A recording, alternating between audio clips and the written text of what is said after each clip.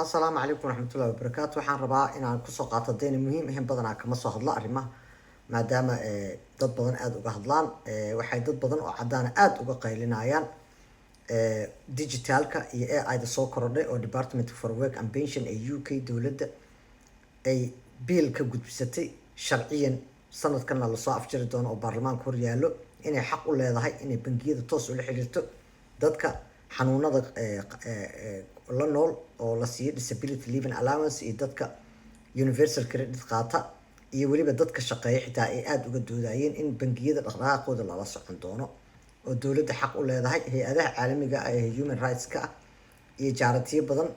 iyo dad activistan waxay ka doodayeen in xadgudub ay tahay marka wuxuu ahaa Department for Work and Pension waxay xaq u leedahay uu sharcigan u saamaxaya inay codsato cadeymo ku saabsan dakhligaaga hanti si loo hubiyo inaa xaq u leedahay universal credit ama meesha aad geysa ama sida aad ku bixiso lacagtaada laakiin isticmaalka nidaamyada digitalka ee AI-da waxay cabsi ka dhalin karaan dhinacyada xogtaada asturnaanteeda saxnimada cadaalad la'aanta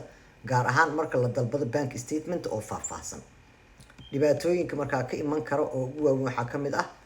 in data protection kaaga yacni asturnaanta xogtaada shaqsi ahaan ay muujin karto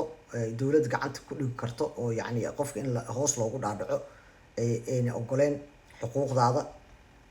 cilad saadaalin qaldan inay AI-da keeni karto oo xogtaada ay si qaldan u turjumi karto oo qofka isagoo lacagta inuu ku noolaado u baahan qalad ku dhici karo caqabadaha digitalka waxaa ka mid ah qof aan haysan internet ama xirfad digital aan lahayn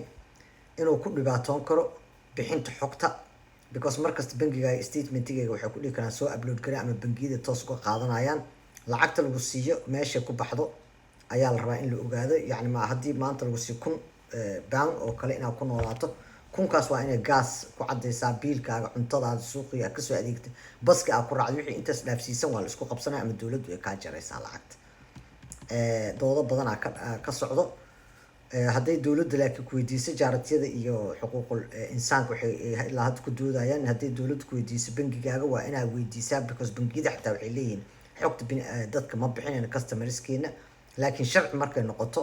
sanadka aakhirkiisa wax walba isku dhammaan doonaan wasaaraddaas markaa Department for Work and Pension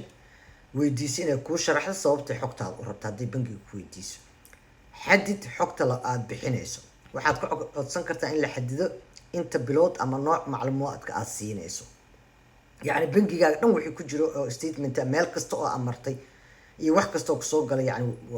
waa la xadidi karaa ama waa weydiisan kartaa sababtay u rabto xogtaan xaqa u leedahay alaashaan data